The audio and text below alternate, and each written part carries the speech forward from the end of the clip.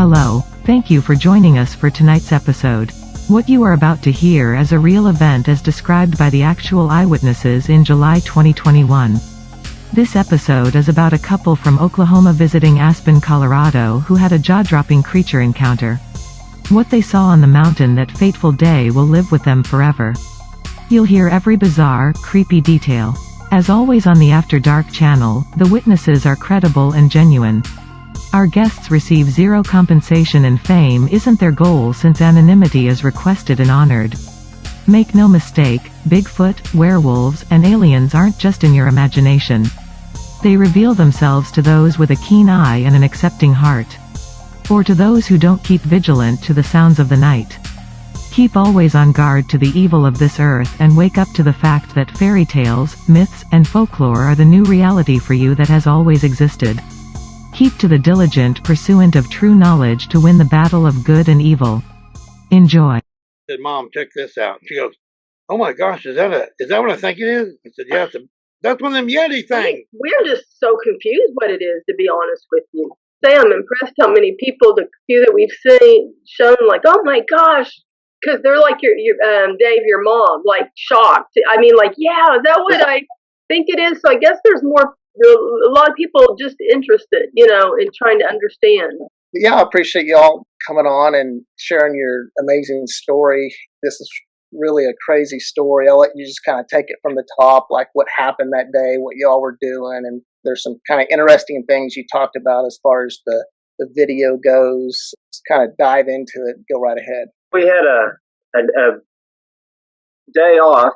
We went all the way to Arches in Utah and went through that park. Got to see a lot of neat things. But on the way back, we decided, hey, we've got to go to Aspen. We've been in Colorado. I'd been there a long time. Well, let's go over to Aspen.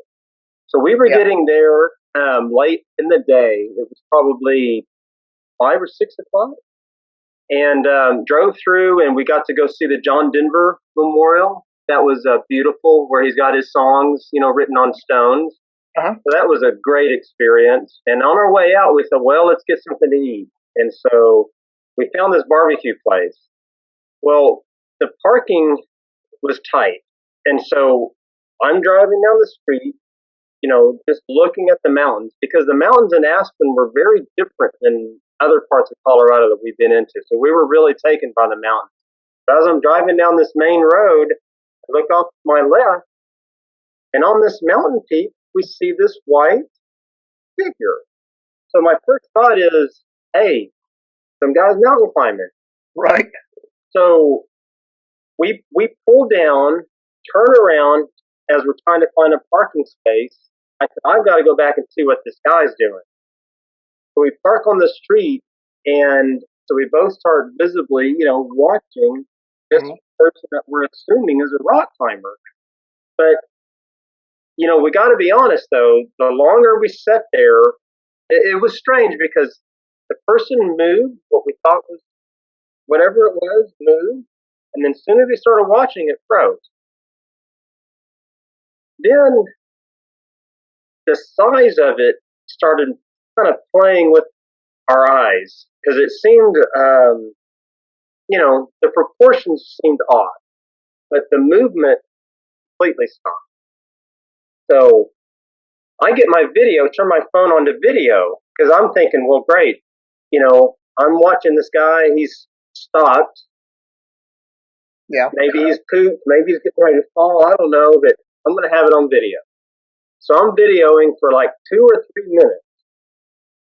There's no movement, nothing happens. And then I'm thinking, well, okay, it's got to be a statue. Right. How did the statue move? I don't know.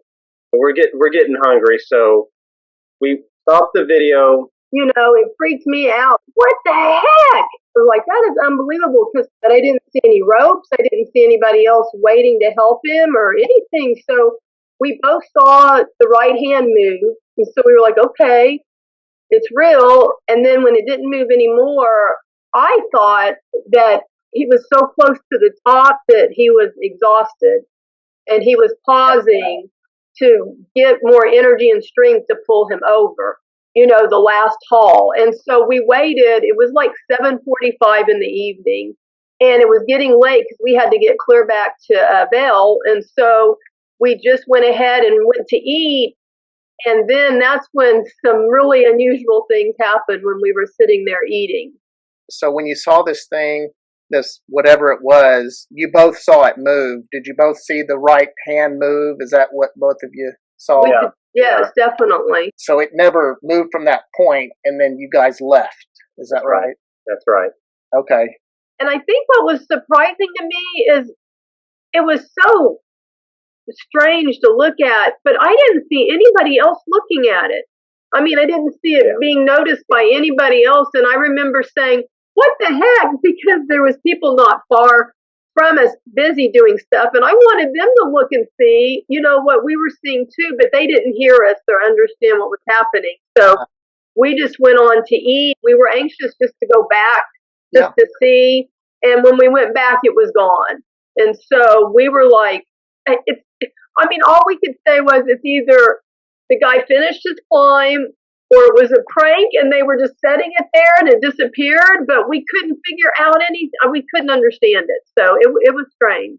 I got the sense that it knew we were watching it once we stopped the car to look at it. Whatever this thing was, I had taken a couple of pictures by that point. But then, I'm thinking, something is getting ready to happen. So I flipped over to video.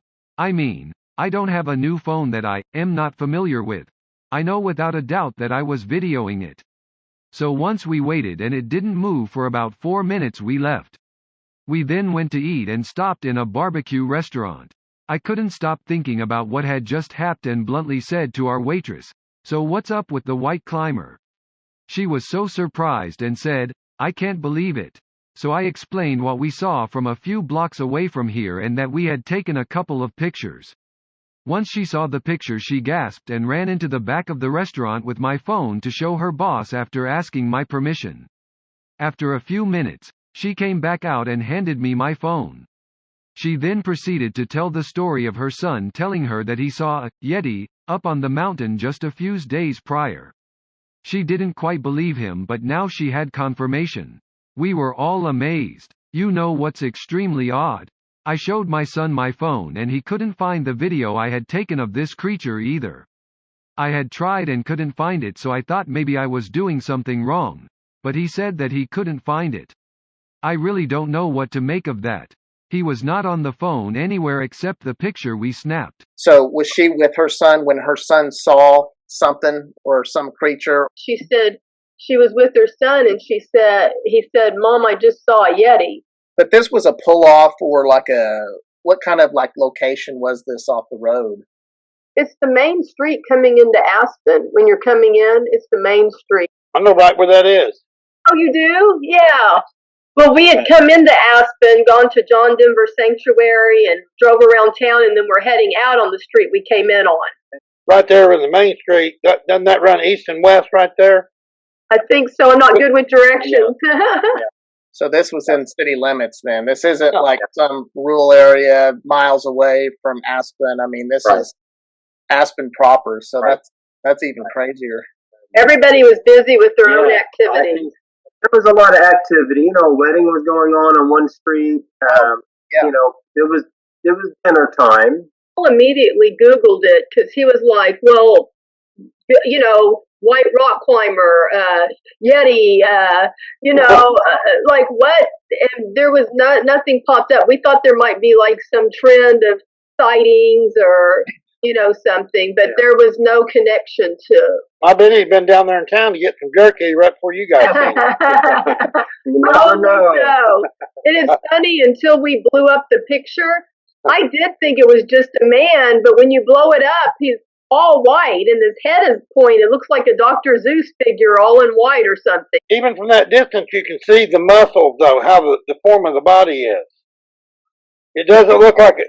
No guy's built like that unless it's Schwarzenegger when he was about 25. I typed in average tree height in Colorado. It's not exact, but it says 50 feet. And so I got a tree that was at the base of that cliff that this thing was on to say, okay, well, there's no depth issue. It's roughly close. So as you saw, I kind of tried to do a little estimate, but I mean, if it's around that estimate, I got it at around 12 feet tall. Could you get a sense of how like big it was when you were looking at it? Did it seem like it was a large whatever it was? The first impression was it's a mountain climber. Yeah. But as we observed, again, all the proportions seemed very unusual. And then the whiteness alone, from head to toe, unusual. So where's the gear? Yeah. Where's the gear? Where's the harness and all the ropes and everything? Yeah, no ropes. Could not see anything like that. Yeah. And did you feel that you all had a good enough zoom in on it through your camera to tell if there was ropes? Well, yeah. I mean, I've looked at the picture a lot. You know, I don't see a belt. I don't see tennis shoes. No, You know, yeah, it's very unusual. And that's steep. I mean, that's like straight up. It seems like wherever. yeah. Well, it looks like a granite face, doesn't it? Yeah, again, the mountains there, we were really taken by how different they were from Bell, where we've been at. These were more rock face, kind of jagged. We commented how the skiing looked like it would be tough there. You know, a lot of hard slopes. So it definitely was a straight up rock face that this thing was climbing. By the time we got to Aspen that evening, you know, it was pleasant. So it had been in the 80s, you know, dropping down from the 80s, going into the 70s as the evening wore on. Yeah, that's a great picture. And, you know, usually pictures are what we call like, you know, where it's just something fuzzy and it's hard to make out. And it's hard to say that, yeah, it's a climber without ropes and we don't see gear. This doesn't fit a regular climber's scenario. Yeah, so why so late if you're doing that? If it was a rock climber, so that was another thought that I was pondering. Yeah, that's true because you guys said it was like 7:45 p.m. So you probably only had another hour of daylight, roughly. Yeah. Is Aspen on the other side of that mountain also, or is it more wilderness, or do you know? I don't know. It was our first time to be there, obviously, so I'm not real familiar with it. I know that there's like 3 main skiing areas. This wasn't a ski spot. The ski spot was kind of back in town more. Right. You know, by half a mile or a quarter mile. And then as you went out of town, they have other sections of the mountain that you ski on. So that was more just a wilderness spot, not necessarily a ski slope right beside it. Dave, you said you've been to Aspen in this area on the opposite side of this mountain. Do you know if it's just more Aspen city proper or is it wilderness? Beyond the ski slope, so the lift and stuff wouldn't even go up that high. I mean, that's the peak of the mountain up there where he took that picture. So you got to figure there's a large mountain rocky outcropping below. Then you got forest below that, some more boulders, and a buffer area for the ski slopes. So that's on down where it comes into town there and stuff. So this is way beyond. I mean, just for out of tracking and thinking like we do. You know, we look around everywhere, but normal people, they don't look all over like that. They just happen to be looking around. They were taking everything in, taking all the sights in, and that's why they captured that guy. That's why they saw him. Yeah, Dave, not too long ago, and we won't go into much detail about it, but yeah, if you want to give a little quick synopsis, you know, like a 2-minute. Yeah, we shoot at this rifle range. My gunsmith owns it because I'm always testing coyote rifles and stuff. It's getting close to hunting season, so I was down there testing the gun. It was about 5 o'clock in the evening, and so I walked down there, and a buddy of mine was with me. He was down there talking to Lewis, our gunsmith. And so I fire off around at this rock up there about 150 yards in the woods to see bullet impact. And then I just fired another one right quick, and all of a sudden, out of nowhere, something jumps up on 2 legs and takes off running across the top of that hill. About 4 foot tall. And it must, all I can figure is, Bill and I went up there and looked, and it was a perfect place for something to be asleep up in there. And I think an adolescent one was probably asleep, and I scared it, but they got to know that's a rifle range. We shoot out there all the time. Yeah. Wow. Any person would know that. I've heard stories clear back into the 1950s in that area. Oh, wow. Yeah, I'd be interested to look around Aspen to see. So there might be some trend there. It's always, difficult to say, oh yeah, this is what it was, from how it looked to where it was at to what it did to where's my video. It's just kind of, it's a head scratcher a lot of times. But I mean, you can tell that this doesn't look human, and it's in a location where a normal person would not want to be. Even if you were some expert climber without ropes, I mean, why are you white and why are you almost 10 feet tall, possibly, so. We're happy to share it with you. I mean, that was, yeah. We thought of you the second we saw it, so. Oh, I appreciate that. Well, Dave, any last words? Anything you want to add, Dave? No, I just want to tell them again, that's great at being real observant and a great capture. There's a lot of people that would like to see that.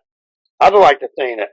Wow, that's cool. Well, it was so nice meeting you. And well, y'all have a nice evening. We'll wrap it up, but I really do appreciate y'all coming on and sharing your experience. Nice meeting you, Dave. Take care. Bye-bye. Bye-bye.